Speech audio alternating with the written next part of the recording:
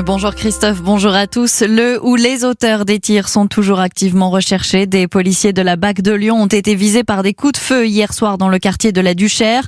Ils patrouillaient sur un lieu de deal quand ils ont été ciblés. Personne n'a été blessé. Gérald Darmanin a déploré ce matin l'absence de caméras de surveillance. Il a adressé un courrier au maire de Lyon pour qu'il en installe. C'est la 3e fois, a souligné le ministre de l'Intérieur. Sa mort avait suscité une vive émotion. Le 23 mars 2018, Mireille Knoll, 85 ans, était retrouvée morte dans son appartement parisien. Le corps partiellement calciné, lardé de 11 coups de couteau, tué parce qu'elle était de confession juive. Le procès de ces 2 assassins présumés s'est ouvert ce matin. Les 2 hommes qui s'étaient rencontrés en prison se rejettent la responsabilité du meurtre. Le procès doit durer jusqu'au 10 novembre. Gérald Darmanin assure que cette nouvelle structure des associations ou des lieux de culte seront dissoutes d'ici à la fin de l'année. Elles sont accusées d'avoir propagé des discours de haine et d'islamisme radical.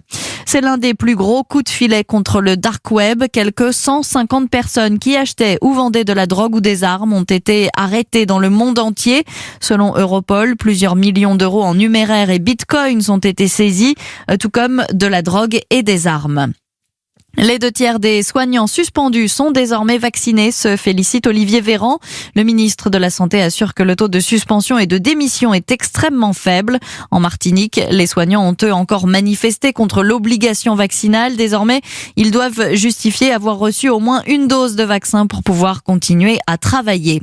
À une centaine de jours des JO d'hiver de Pékin, la Chine serre la vis. Un confinement a été imposé dans une ville de 4 millions d'habitants du nord-ouest du pays. Les cas de Covid connaissent un léger rebond. La Chine applique une politique de tolérance zéro face au virus. Marine Le Pen est en Hongrie où elle doit s'entretenir avec le Premier ministre Viktor Orban, une rencontre pour défendre le souverainisme, un mois après la visite d'Éric Zemmour. Et puis, Christine Angot a remporté le prix Médicis du roman français pour son ouvrage Le Voyage dans l'Est, 20 ans après l'inceste. L'écrivaine revient à nouveau sur sa relation avec son père incestueux. Le prix du roman étranger a quant à lui été attribué au Suédois Jonas Hassen Kemiri pour son livre La clause paternelle.